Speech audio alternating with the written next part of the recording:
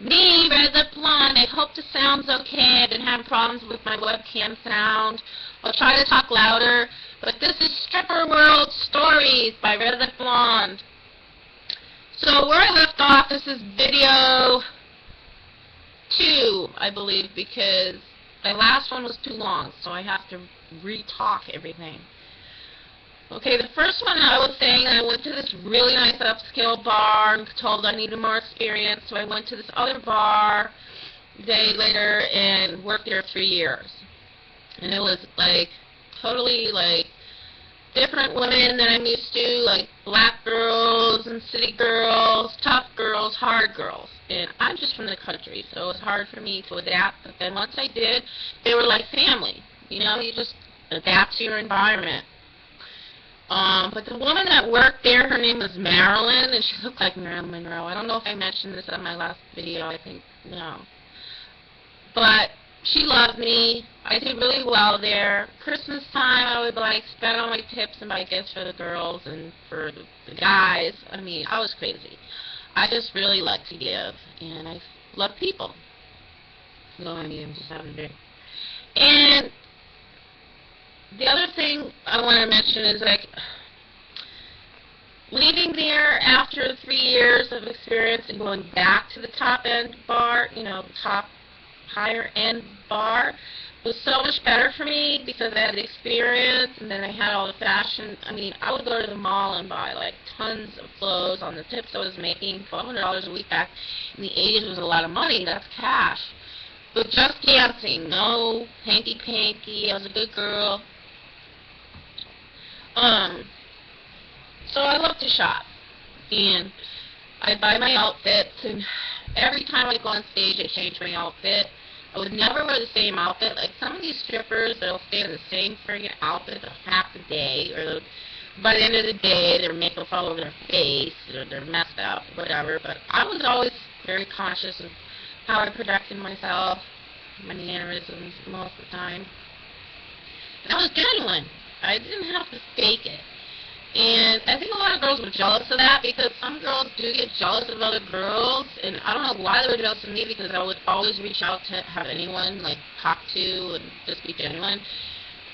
And that's just how women are, you know. There were some girls, like, not at this bar, but another bar I worked at after I left there.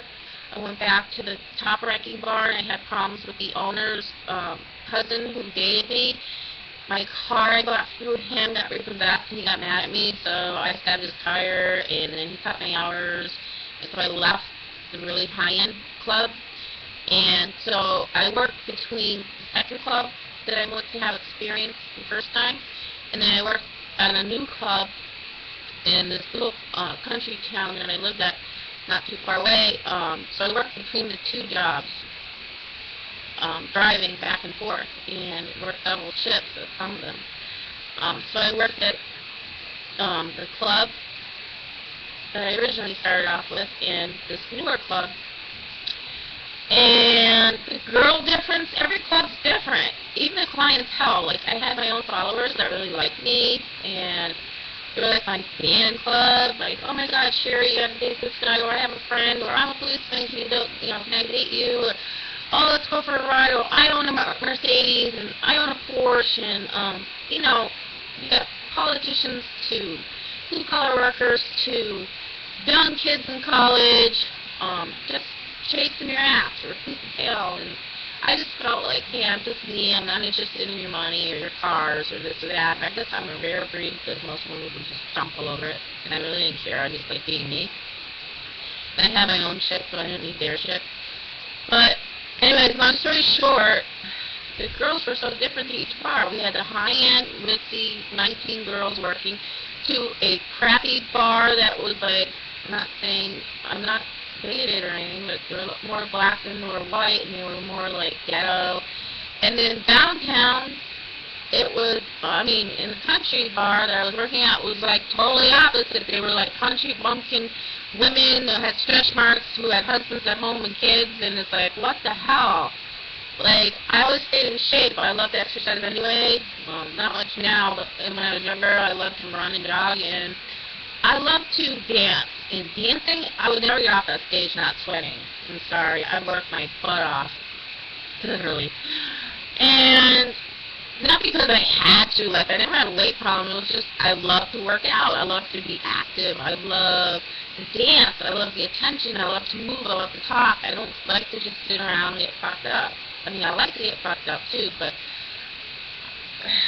that didn't come till later. I tried to be a goody-goody, and then I would get totally ripped apart by girls because I was an all-natural girl, you know, I had makeup, I had personality, I had the looks, and they hated that.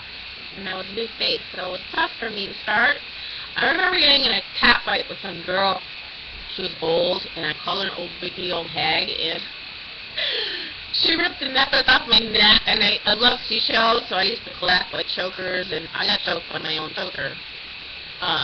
Anyway, she put mustard in my clothes and all my gorgeous outfits because I did grab one of her shirts out of revenge. She took one of the sequins tops that I really liked. And I borrowed it, but then I ripped it by accident, so I replaced it with a new one that looked just like it and brought it back to the club. And she realized, hey, I stole her shit, and I felt all guilty, but I did return the item. I just kind of fucked it up. So we got in a fight, but then we became friends. So it's like that. It's like a cat-mouse, crappy, stupid girl thing. You know, don't touch my shit. Take your shower, do your hair. Everyone's better. You get the stuck-up bitches. You got the real girls like me. No fake tits. All that. It was all natural as a girl. So, yeah. It's tough competing all these different personalities. You know, you have perverts, you have cool businessmen, you got the money, you got the low-end pervert pigs, you got the vultures that, like, want to play out the dollar all day long with, you know, getting free peeks, you know. And then you got guys that are just high rollers, but what are you going to do for if I can do 20? You know what I mean? You got the country bumpkins that are afraid to spend their money, and when they do, they think that, you know, you're going to have to marry them or blow them forever or something. I don't know, but... And then you have just the regular guys that are cool. They just dip in and enjoy having fun. And it's not hands all over you. They're just there to talk and have a few beers and enjoy life and relax.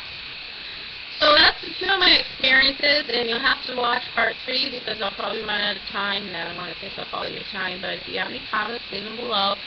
And I have so much more to say. There's just so much to get in this little bit of time. So move on to episode 3, and I'll ramble on about more experiences in stripper world. Bye.